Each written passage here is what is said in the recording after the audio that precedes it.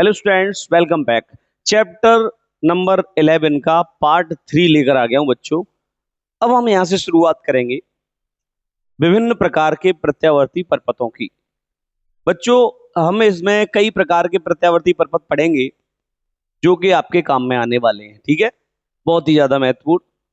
तो थोड़ा सा इसके बारे में जानकारी हम हासिल कर लेते हैं।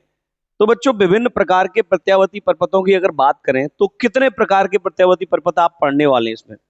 विभिन्न प्रकार के प्रत्यावर्ती परपथों में हम सबसे पहले इसमें बच्चों हम पढ़ेंगे, पहला है जब परपथ में केवल शुद्ध प्रतिरोध जुड़ा हो, यानी केवल प्रतिरोध जुड़ा हो, ऐसा सर्किट पढ़ेंगे। उसमें धारा और विभव क्या करेंगे, कैसे आगे पीछे या कैसे कला होंगे उनके।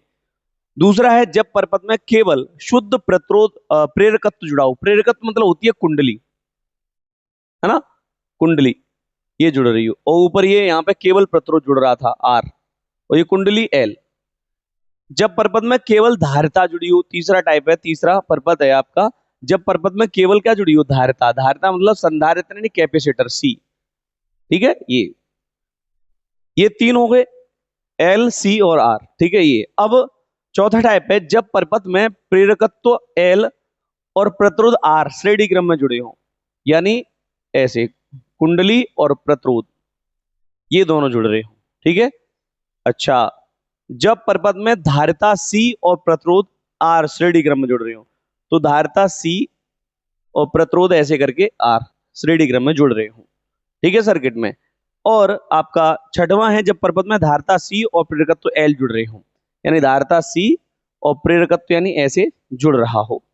और लास्ट है सातवां आपका जो टाइप है बच्चों, वो आपका जब परपथ में प्रेरकत्व एल, धारिता सी तथा प्रतिरोध आर तीनों श्रेणी क्रम में जुड़ रहे हो। यानी कि पहले आप इसमें कुंडली जोड़ देंगे, ऐसे प्रतिरोध जोड़ देंगे, और यहां कुंडली, संधारित्र और प्रतिरोध ऐसे तीनों श्रेणी क्रम में जुड़ेंगे। लेकिन सर्किट ऐसे नहीं, मैं तो ये थोड़ा सा इंडिकेट कर दिया आपको, ये ऐसे करके हम जोड़ेंगे इनको, लेकिन सर्किट पूरा अलग तरीके से। सर्किट पूरा पढ़ने को आपको मिलेगा 1 बाई 1। तो सबसे पहले इसमें हम पढ़ने वाले हैं जब परपथ में केवल शुद्ध प्रतिरोध जुड़ा हो। ठीक है, उसके बाद ये प्रेरकत्व वाला, धारिता वाला, फिर ऐसे करके ये सातों सर्किट आप पढ़ने वाले हैं बच्चों। ठीक है, आइए देखते हैं। पहला है आपका जब परपथ में केवल शुद्ध प्रतिरोध जुड़ रहा हो, यानी केवल परपथ में शुद्ध प्रतिरोध जुड़ा है बच्चों, तो प्रतिरोध ये है आपका आर। ठीक है, और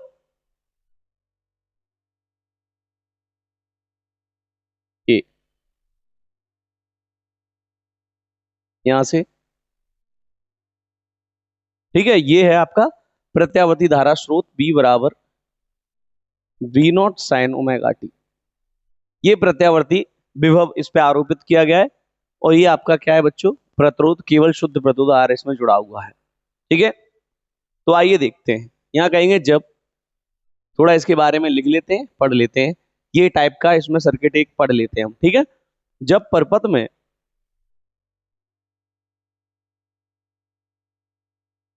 शुद्ध प्रतिरोध के स्रों को,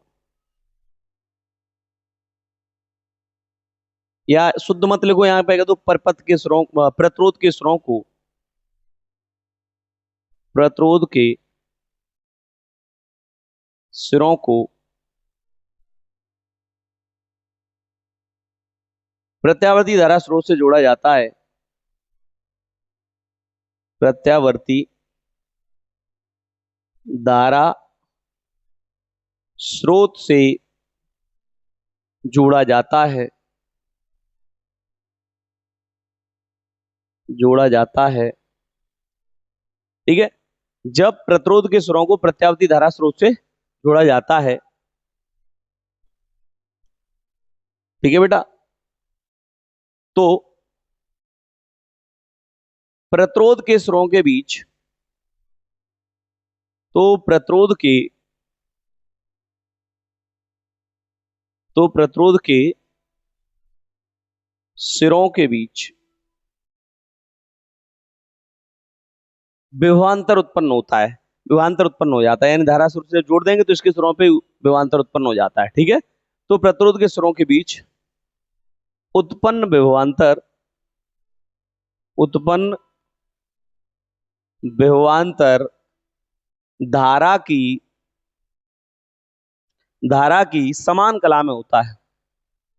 धारा की क्या बेटा? समान कला में। धारा की समान कला में होता है।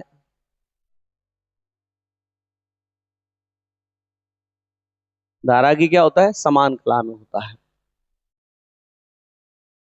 ठीक है, धारा की समान कला में होता है। इसे थोड़ा करेक्ट सही लिख देते हैं, होता है। ठीक है, तब प्रत्यावर्ती धारा और विभव की तात्कालिक समीकरण, पहले यहां विभवांतर की, तब प्रत्यावर्ती विभव और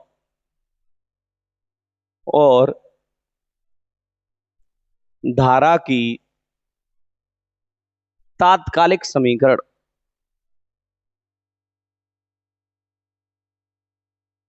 तात्कालिक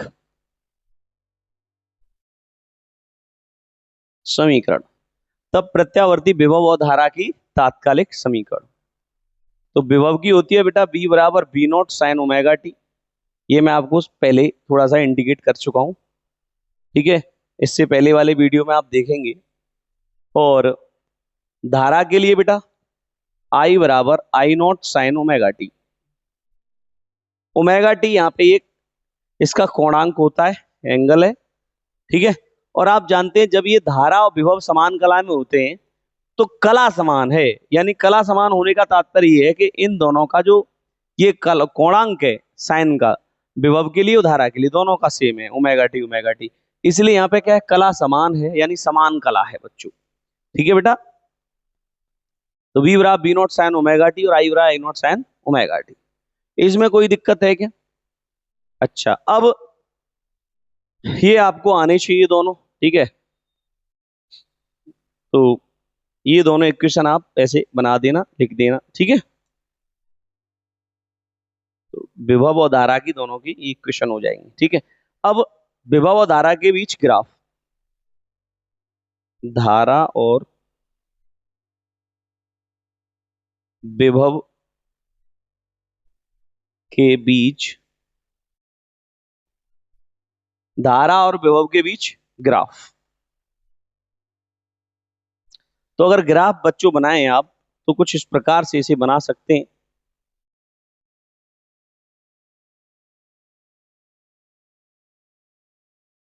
ये आप देखते हैं कि धारा कुछ इस प्रकार से,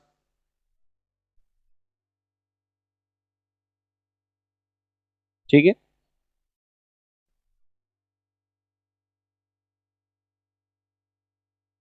ठीक है, और ऐसे ही यहां पे कुछ विभव,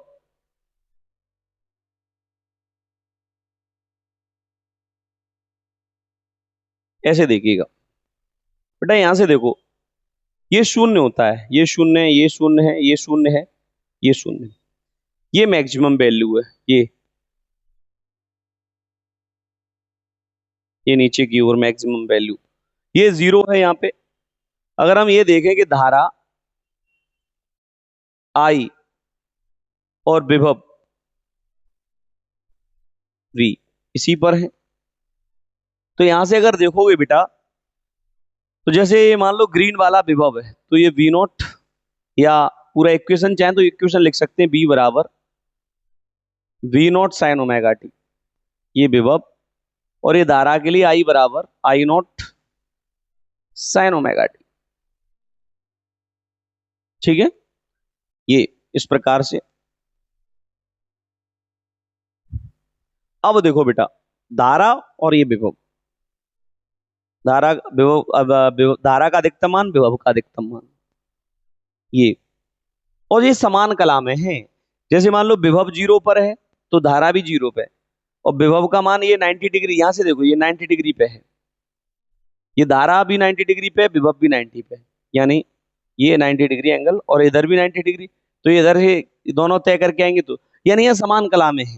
ठीक है, ये अब आप इसे फेजर ग्राफ बनाएं। यहाँ पे ये धारा विभव के बीच जो ग्राफ था, अब ये फेजर ग्राफ देखो, फेजर ग्राफ,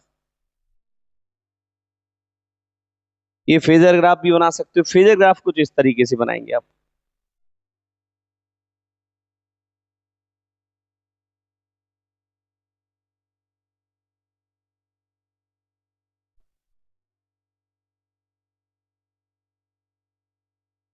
आई नोट, ये बी नोट,